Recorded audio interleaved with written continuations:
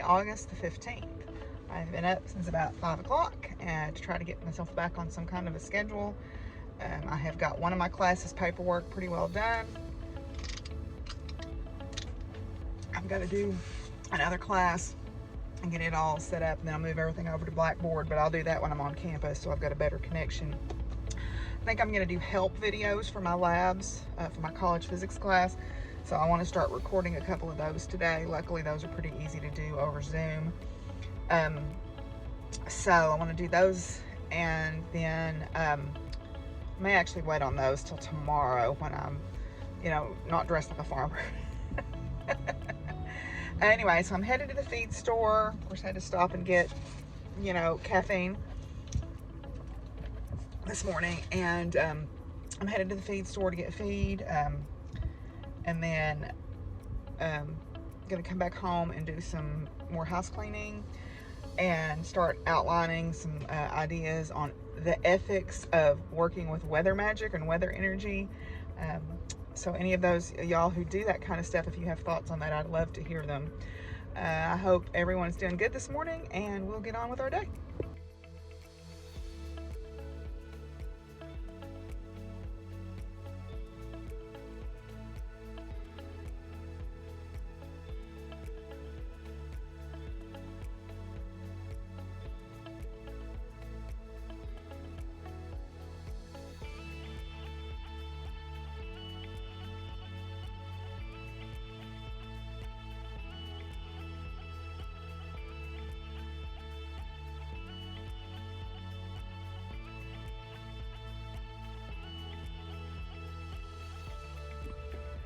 Okay, so I put away some laundry. I've started another load of laundry. I've organized a couple of dresser drawers that needed it. And now I'm back to working on some sachets. I've got my notebook over here so I can start framing out my outline for my book project too. I was thinking about, we were talking yesterday, and this conversation has come up before, about people wishing that they had inherited these skills from a family member. I wish my grandma had taught me. I wish my mom had taught me. And I didn't really do that. I mean, yes, my grandmother knew how to do some things. My mom knew how to do some things. And I saw examples of their work, but there was no time in my family where anybody ever sat down and said, today I'm going to show you how to do these things. In the case of my mother, she just didn't have the energy. I mean, she was working, trying to keep us afloat. And so there was no ability for her to do that. And in the case of my grandmother, when they moved to this house, they gave up all of those homesteading type skills because they regarded those as what poor people did to survive. And I can understand that to an extent, because they had been in survival mode most of their lives, right? They had been born in the early 1900s, very in poverty, and my grandfather was able to get a really good job after World War II, and they did okay. I mean, they weren't super wealthy by any means, but they were comfortable. And so my grandmother kind of regarded that as what poor folks did. And so she's like, I'm not doing that. I'm going to buy my clothes, and I'm going to buy my food, and we're not going to have a window in this house that can open, and we're not going to have any kind of fireplace. We're not going to grow a garden anymore. So all of that went by the wayside. From the time I was about 10 years old onward, there was none of that kind of stuff that went on around here, other than we raised cattle. Now, my dad and my grandpa were both of the school of thought that there was women's work and there was men's work, and ne'er the two shall meet. Except my grandpa, I will say this, he did, because of my grandmother's particular mental health issues, he did the grocery shopping and he did the laundry and all that kind of stuff. And I'm not going to go into a whole lot of detail about that, because I feel like part of that was mental health, and I feel like part of that is she was just very manipulative. But, that's being angry with dead people is a waste of good energy, so what's the point? But at any rate,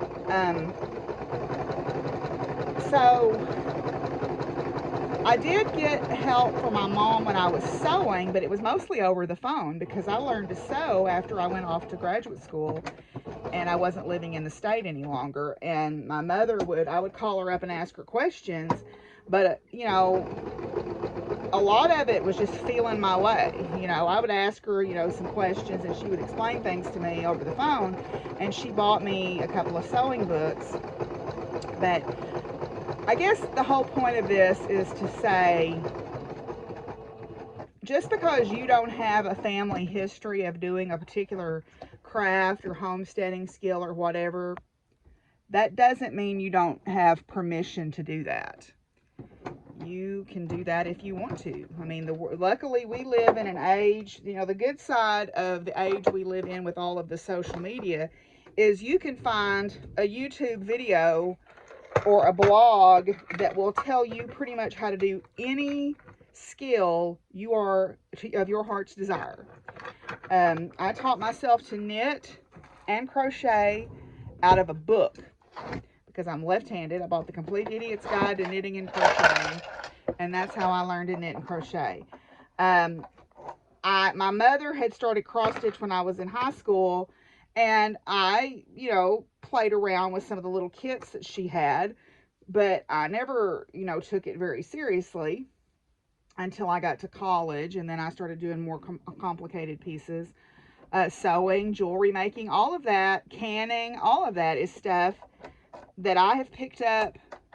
You know, I mean, there's a little bit of ancestral, I guess, knowledge in there if you want to talk about, like, I remember some of the things that my grandpa did with his garden, or I remember some of the things that my mom would do with sewing. But as far as most of my skills, you don't have to have family history to take those skills on. Yeah, it would be nice, but you know, I don't have that. I mean, and that's not something that's available to me. So I just was like, okay, I'm going to learn to do this. And I'm one of those people that I like to learn to do something just to see if I can. And so that's how I've learned. So I guess what I'm saying is, don't feel like there's no gatekeeping. In other words, you can do whatever skill your heart desires. Just go for it. That's kind of what I've done. Doesn't, you know, my mama's advice when I learned to sew was buy a cheap pattern, or buy some cheap fabric and easy pattern, and if you mess it up, nobody dies. And that has kind of been my philosophy on all my crafts. Anyway, I am going to get back here to sewing up these sachets and then go raid my cabinet of dried herbs and stuff and figure out what I'm going to put in them. So everything that I've read, it's basically anything that's aromatic. Cloves, cinnamon sticks, star anise, cardamom, anything that's super aromatic will keep the bugs away. You know, will keep those moths away. I don't know if that's true. I'm going to do a little bit more reading before I buy into all of that, just to be on the safe side. But, you know, I don't think we're limited to just, you know, lavender and eucalyptus and things like that. So, anyhow, check back in with y'all in a little bit. Okay, so I've been filling up some sachets here with my good help, Baxter. He's helping me out, filling up these sachets. So what I did was I made pockets, and then I sewed these doilies on the front of them that Krista gave me, and then the other ones I just made the little squares. So what I've been doing is I went through my cabinet of dried stuff. So I had some dried blood oranges. I had some dried mountain mint. This is cedar sawdust from a project that I did when I was building my raised beds a couple of years ago. This had dried rosemary in it. I had whole cloves, and then down here I've got lavender flowers and star anise. And then I just filled them up with the funnel. Now I need to sew them shut, and Baxter's had to come down and see what was going on, but now he's back in his spot. So we're going to sew these up, aren't we, buddy? Huh? Yeah, got another helper down here too. Lucky's in here helping me, and so is Fizzy. I got lots of help today. Okay, so I've been out to check the mail, and I got a nice surprise in the mail. My friend Marla sent me a pen. She sent me this little card. This is Edward VI. He was crowned 20th of February 1947, and he reigned from 47 to 53. Okay, and then this is the little pin she sent me with a little witch on it. Yay, I love her. She's doing magical things, you know, with her fingers there. So anyway, so yeah, she sent me that pin, and my phone won't stay still, and it came in this really cute, sweet little bag. So I'm going to put this on my lanyard, I think, for work. Then I also got the newest edition of Physics Today, which is really exciting because look what the cover story is. Physics is for girls. Yay. I just got this, so I haven't read the article yet, but I'm going to look it over tonight and let you know if there's anything good to talk about in there. So that's pretty exciting. And then the last thing that I got that I wanted to share, and you've probably seen this on targeted marketing if you are a feminine presenting person, is Birdie alarms. Birdie, they have these alarms that you can get to carry with you. They're sort of safety alarms, and the way they work is you pull this top pin out, and the speaker is 125 decibels, and then it has this bright flashing light. And the way you use it is you aim the speaker toward it says here, the most effective way is you practice. The alarm will emit, keep the speaker uncovered and face it towards your target. And this 125 decibels is at the threshold of pain. So it should be physically painful if someone is very close to you for this. And then the light is also to attract attention. And then you just put it back in, and then it comes with this lanyard clip to put it on, like a backpack or a book bag or whatever. So I'm going to attach this to my book bag for work. So you see them on all kinds of social media, targeted marketing, and I finally, for some reason, I just felt like I needed to finally get one. And if you read the story, there's a little bit of story here. It says, "Thank you for your purchase and welcome to the flock. As sisters, we come from a large, tight-knit family filled with women, 14 mothers, sisters, daughters, and nieces. In our communities, we are connected to and inspired by more women, young and old, bright and bold. We prepare to send our oldest kids off to college. We wrestled at the fact with 1 in 5 women is raped in her lifetime in the U.S. This is not only a horrifying statistic, but one that is personally heartbreaking because it includes 1 in 5 of our women.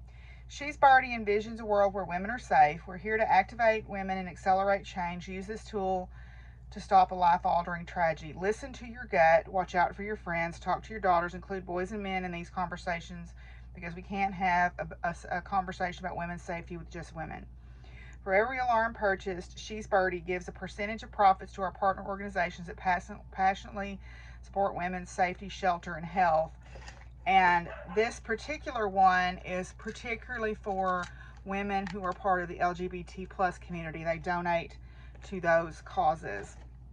So yeah, so I wanted to do that because, you know, women are targeted for violence. I fear with the climate that we're in right now, that is going to continue to get worse, particularly women who are under the umbrella of the LGBT plus community.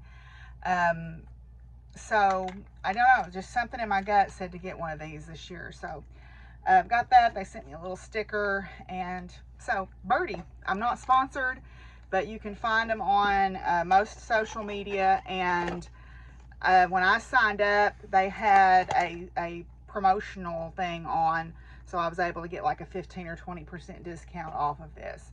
So it ended up with shipping and handling being less than $30. So yeah, they got all different colors if you don't want the pride flag. I wanted the pride flag. So anyway, check back in with you in a little bit. Okay, I got them sewed up. I had 2 more of these cut out that Baxter was laying on, so I didn't see them. But I've got 4 of the square ones and 5 of these round ones. So I'm going to take my cashmere sweaters that I got and pack them in my box with my woolen apparel, and then make sure that all my yarn totes and all of my clothing totes have at least one of these in there. So yay. Okay, so I've been out doing my chores. I had to do a little bit of watering, and the squash bugs are starting to get out of control out there, so I had to wage a little war on the squash bugs. So we're supposed to get rain tomorrow afternoon into Wednesday, but things were looking pretty good, so I went ahead and gave them a drink tonight, and unloaded my feed and everything. So this afternoon I finished up my sachets, which y'all saw. I've been working on some ideas for writing, and did a little bit of prep work and cleaning up the kitchen. Haven't started the deep cleaning part yet. I'm just getting rid of clutter and stuff like that in there. And then I've already got my clothes together for tomorrow, because I actually have to go onto campus for a meeting tomorrow. So anyway, so I thought I'd do our cards. So I'm going to do 2 from the Believe in Your Own Magic deck tonight, since I didn't do 2 on Saturday. So the first one today is Lighthouse. Don't doubt your worth. There will always be someone in your life who doubts the amazing things you're capable of. It is then that you must decide to be your biggest champion. Believe wholeheartedly in your own worth, regardless of outside opinion. Feed yourself a steady diet that speaks of self-love, self-kindness, and self-confidence. And this is something I've really had to work on. And I feel like I've made progress in that area. I feel like I have strengthened my resolve that I am enough. It's kind of a fake it till you make it deal. You just have to keep convincing yourself of that, right? So there are still days that I struggle with that, but I think that's just human nature. But yeah. So the next one is Clover. Release your guilt. Release your guilt. You've been carrying the burden of guilt on your shoulders for far too long. It's now negatively impacting all facets of your life and making it impossible to function. You've come to a crossroads where you need to choose a direction. Go ahead and make your reparations, or release yourself from the cage you built around yourself. Hint, sometimes the first road leads back around to the second. So, yeah. So the one choice is go ahead and make your reparations, or release yourself from the cage you built around yourself. Maybe one, or they both are going to the same place. So release your guilt. Let go. And that's something that I've had to work on also, definitely. These cards are good.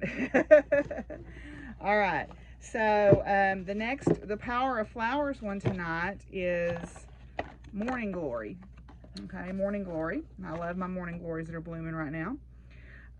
Morning Glory is a summer annual plant, beautifully adorned with large bell-like flowers. Their smooth funnel-shaped throats widening out around the edges. Nestled among heart-shaped leaves, these blossoms, typically radiant blue, connect at the top of each bell to a twisting stem which can be found climbing along fence posts and rock walls. The glorious spectacle of this beautiful plant in the early morning sun awakens one to the most essential harmonies of nature, and inspires a renewed sense of soulful enthusiasm. Morning Glory awakens the spirit, attuning the individual to his or her own shimmering brilliance and vitality. It can serve as a rejuvenating tonic, melting away patterns of lethargy or inertia. The archetype is the New World Goddess. Just as Morning Glory blossoms glow and sparkle in the shimmering radiance of the glorious rising sun, each cell of the New World Goddess's body becomes luminous upon awakening to the light. And just as Morning Glory is adorned with heart-shaped leaves, so the New World Goddess is adorned with loving images and symbols. An ardent prayer of gratitude rises in her heart, for she is again and has always been one with the anima mundi, the world soul. Whether you are male or female, this card is a fervent call to realize your own unique destiny, as well as to the future evolution of humanity. Boy, don't we need to be thinking about that right now. The time has come for you to embrace this at the sacred room, which brings feminine wisdom to all actions, deeds, and creations. Seek resolution, let the old world die away. Listen to the new voice emerging within your own mind. Heeding the call of the millennial oracle, the New World Woman now at last reemerges the dormancy of the last 5,000 years. I don't know about all that, but I do know that we do need to change how we're doing things. We for sure need to do that. And we are going through a very hard time right now, and it's a scary time, but, you know, we have to stand for what is right, and I believe that many of us are, and it's scary, and there are people that are going to be awful and ugly and hateful, and we have two choices. We can either back down and give them power, or we can stand and hope for the best. as scary as that is, because it'll be more scary if they get more power. Morning glory, the goddess anew, a flowering vine in radiant blue. I speak my truth, I live my dreams, I am vibrant, alive, and fully seen.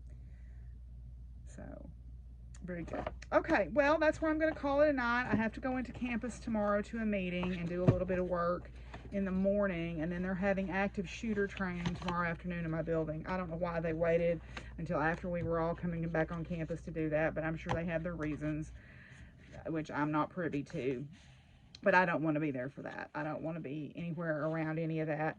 So I am going to leave before that ever gets going. So yeah. So anyway, so thanks for hanging out. I would ask if you haven't subscribed, please subscribe to the podcast. I was getting so close to 500 people and I lost a bunch because I always lose a bunch when I do these vlogs. I don't know. I guess people forget they've subscribed to me and then they see me every day and decide they don't like me. That's fine. But I was so close to 500 and now I've slipped back several. So, or tell a friend that you think might enjoy the podcast. Yeah. But anyway, I'll see y'all. Bye.